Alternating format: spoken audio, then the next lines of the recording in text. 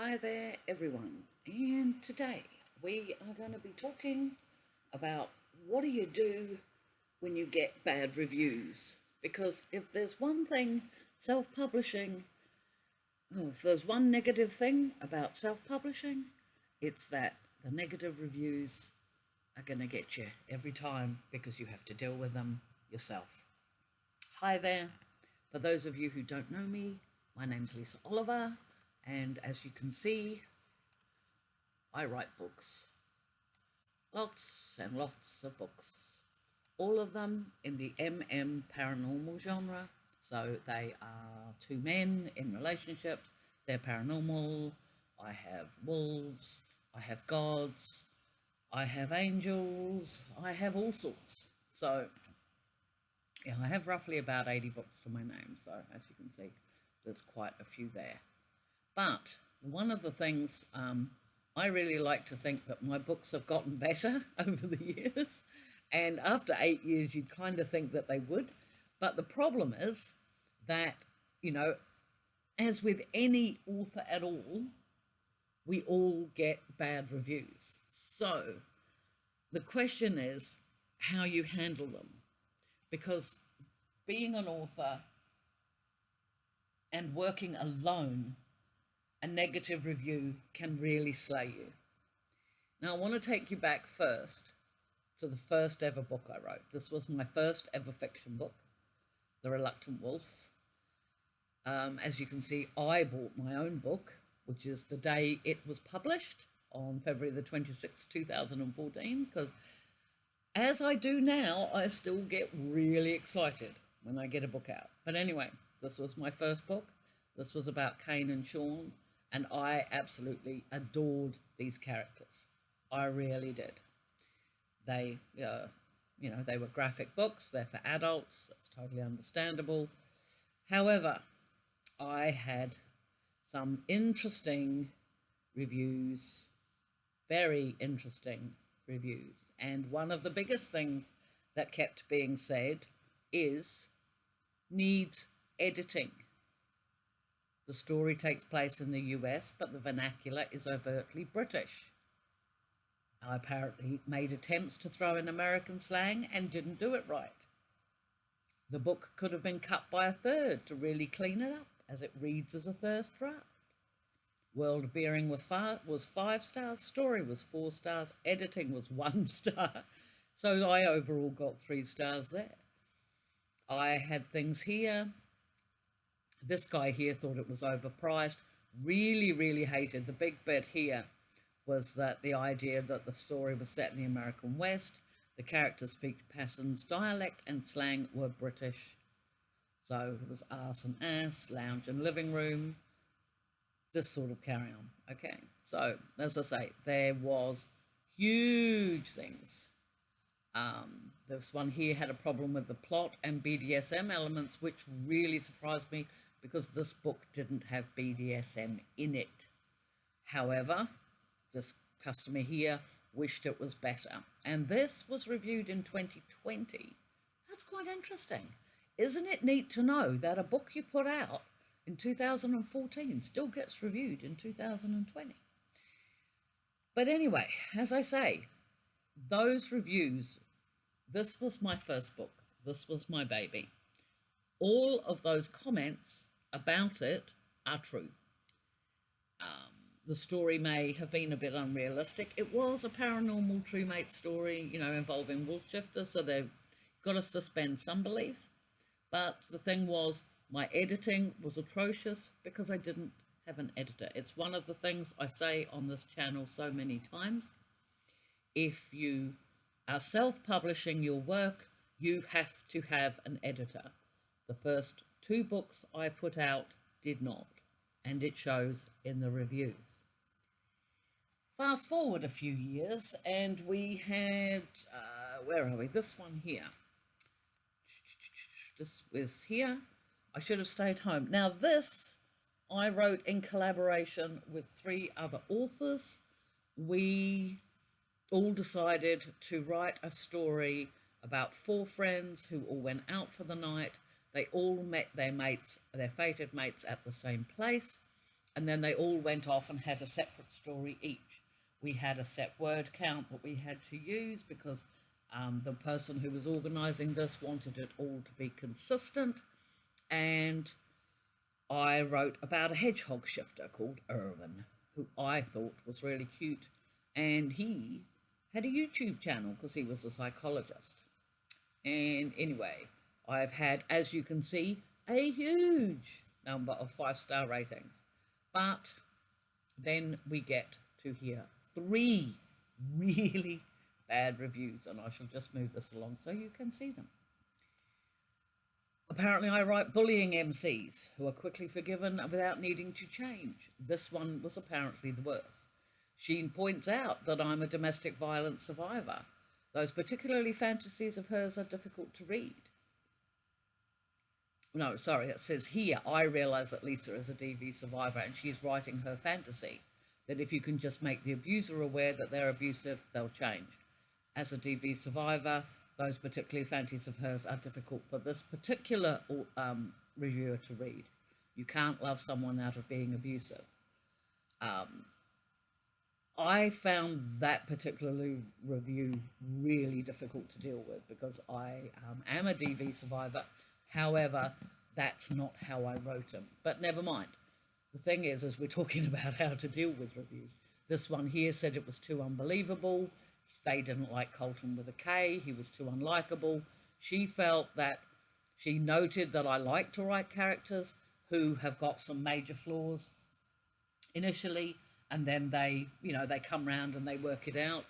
But she didn't like this at all. She felt that Irwin was forced into his mating, and frankly, he could have done better, which was really cool because that means she liked Irwin, and I like that.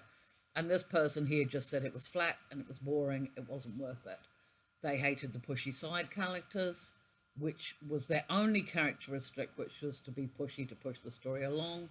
They reckoned it didn't have any plot, they could have saved themselves the money. This book sets the stage for people to believe their partner will grow to love them, ultimately setting themselves up for failure. I also hated the philosophy, you're great the way you are, but let me help you change. That actually wasn't the philosophy that was in the book. But this is what this reader got out of it. And it's really important when you're reading reviews. Well, in fact, you actually probably shouldn't read reviews at all. But anyway, if you do, when you're reading reviews, you have to remember that is that person's opinion. They paid money. This is a verified purchase. These people paid money to read my book, and they did not like it. And they've said so. That is their right.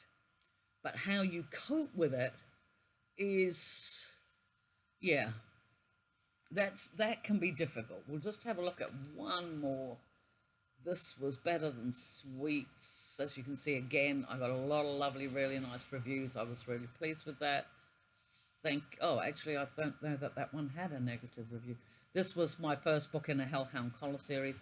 I had written a free book. I usually put the link in the description below because it's on Prolific Works for the year, for the whole year. It is a free story. And where did I get it? Why did I pick this one up? Because I'm sure that, well, this was it. I enjoyed the story of Cyril and Java, but I felt the story was rushed. Hopefully the next book will be better as the author settles into this new series. Getting told that a story is rushed, getting told that the story is too short and things like that, they are really good reviews to have because they are reviews you can learn from. They are reviews you can do something about. When I got all the terrible reviews for The Reluctant Wolf, I was dealing with, they were very right. I didn't understand Americanisms. I was born in the UK, in Britain. I live in New Zealand and have done for more years than I can count. And I was writing a book set in America. It is no wonder that I made a lot of mistakes. Fortunately, I think I can show you.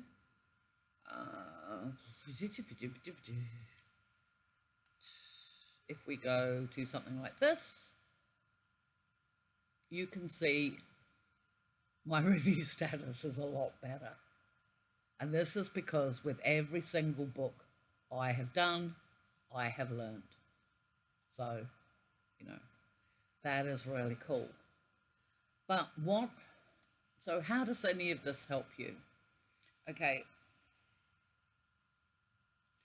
when you get a negative review, the first thing that's going to happen is you're going to feel really bad because you have written a story, you have poured your heart and soul into it, you have dared, you have had the guts, the strength, and the courage to put that book out there, and then bam, somebody's come along and they've just said, nah, don't like it, don't want it.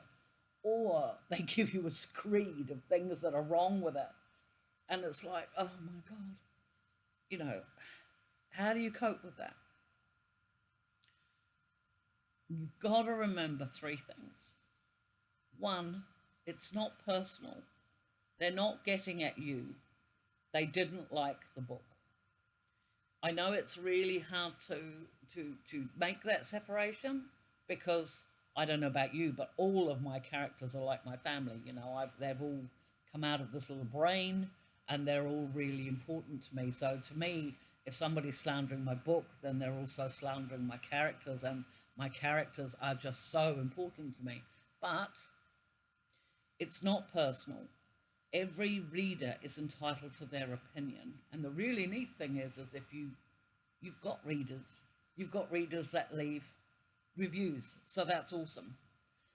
The next thing you need to do is you need to go through the reviews, or you know what, don't subject yourself to them, but get a friend to go through and see if there's any pattern. Like if you've got 2 or 3 bad reviews on the same book, what are they saying? What is the nitpick? What is it? Is there something that you've said or written or whatever else that has clearly missed the mark?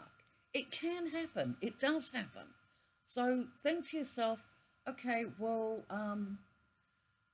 like this person said about my Colton with a K, and I should have stayed home. You know, I am a domestic violence survivor, and I wrote him the way wrote Colton with a K in the way I was comfortable with. But that reader was not. I feel bad because I've triggered him, her, they, and I'm not comfortable with that. I'm not comfortable with doing that. But I feel also that I wrote him that way because that's the way he came across in my head. There wasn't any therapy or anything to it. That was just me, the way I wrote it. I could have responded.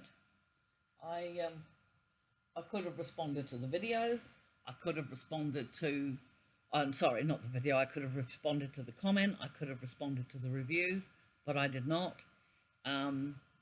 Because, again, that reader is entitled to their opinion. And although I couldn't learn anything with that, from that particular one, in most cases, when you get a negative review, you can. And that brings me to my third point, which is when you get a negative review that has something constructive in it, that doesn't just say, oh, I couldn't finish it and or what have you, but that actually says, I didn't like this book because, or I couldn't finish this book because. Listen to the because. Does your editing need work? I have had reviews, negative reviews, that said the cover didn't match the story. I have had reviews that have complained that there was something that a character did that they didn't like.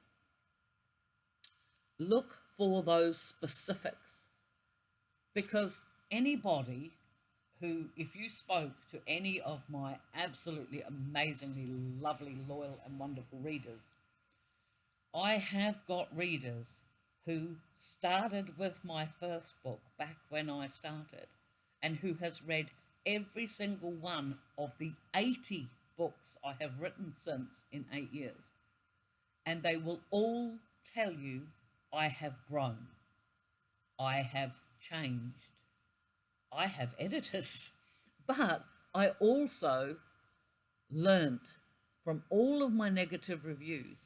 I learnt, and I learnt that the difference between living room and lounge. I learnt that Americans wear pants or jeans. They are not as keen on trousers.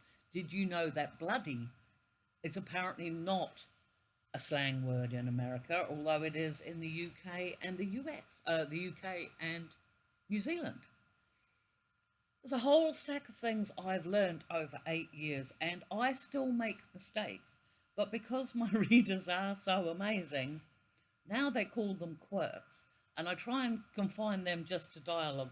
I did have a reader tell me once, she wrote to me not that long ago, and she said, I love reading your books, she said, because then I have to, if I come across a word I don't understand, then she says I have to Google it, and I always learn something. And I thought that was really sweet, because clearly I still use some words I shouldn't. But the thing is that that's a really important thing to do, is you learn from your negative reviews. Never, ever, it's like, okay, so what do you do if you are confronted with a negative review? Never, ever respond, ever.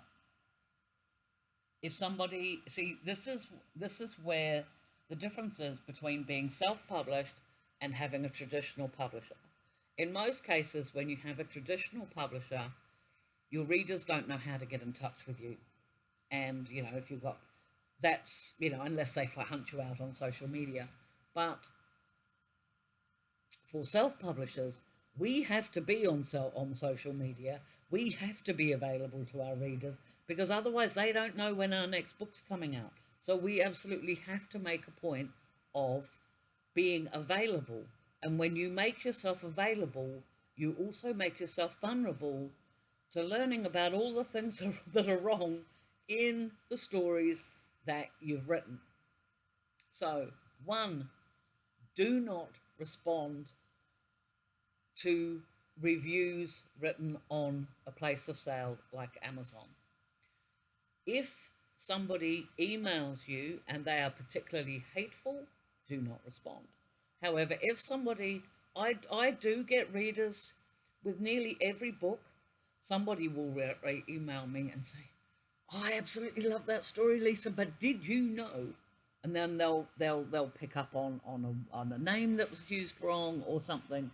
And I always write back and thank people who have done that, because I think that is really a really neat thing for them to do. So only respond in those instances. The third thing you need to do, if it's particularly harsh, and I have had a couple of instances where the negative reviews have been really harsh, you know what? That's the time when you call your best friend, you invite them around for a bottle of something, and you sit there and you have a quiet drink, and you curse and you swear, and you give yourself a headache, and then you turn around and get up the next morning and you start writing again, because that's what authors do. We write, we love writing, and we want to tell our stories. So we keep telling our stories. And, if you don't have that person, then my email address is all over the place. Vent to me. That's something else you could do. You sit there and you just type out what you would say if you were face to face with that reviewer, what you would say, because our urge to justify, even when I was sorting out the pages that I wanted to show you for this video, right?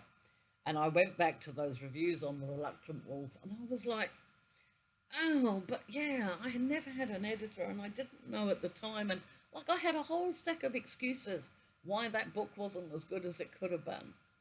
And on Irwin's story, I was thinking that, I have 3 negative reviews in a row. I'm really lucky, because that's really rare. But it was, it was flat. they didn't like it. They didn't like Colton. They didn't like this, that, and the other. And it was like, oh, crap. I wanted to say, look, I was within a set um, word count. I was working with other authors. I had a whole stack of excuses that were ready to trip off my tongue. But the fact of the matter is that the readers didn't like the book. And fair cop, they didn't like it. And that's the way it is. A lot of people did. A lot of people didn't. That's what happens when you write books. But the important thing for you, if you get anything out of this at all, is the important thing for you as a self-published author is to make sure you take care of yourself, because we do spend a lot of time alone. We do really invest a lot of our personal self into our stories and our characters and everything else.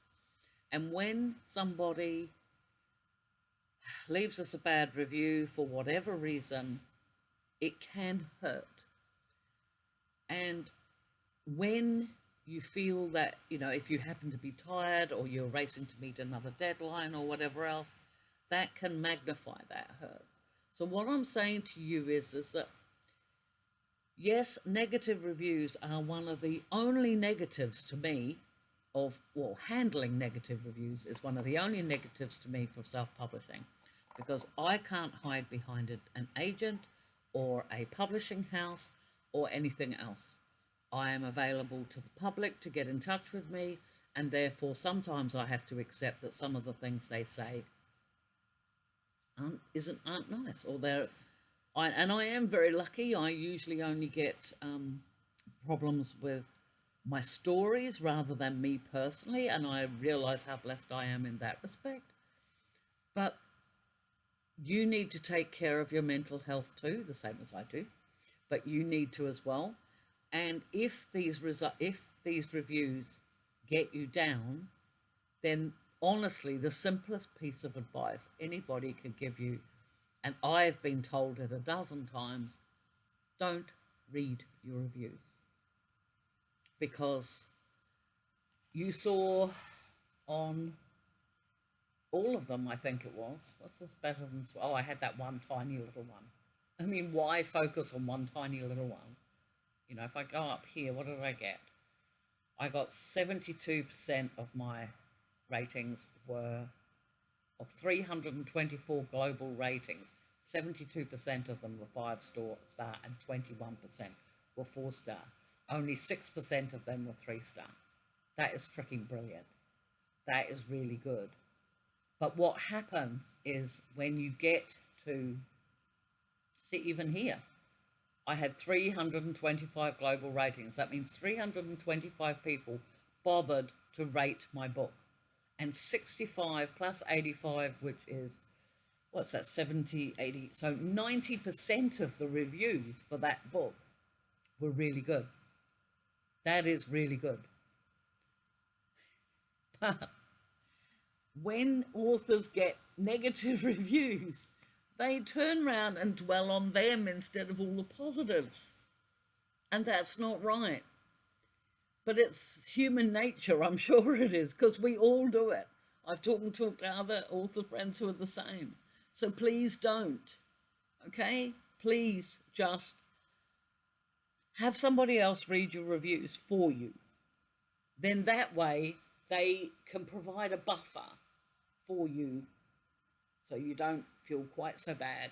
And as I say, if you do feel bad, allow yourself that one day, but don't ever let a bad review stop you from writing. It all comes under your own personal care. Distance yourself from it. If you can learn from it, do.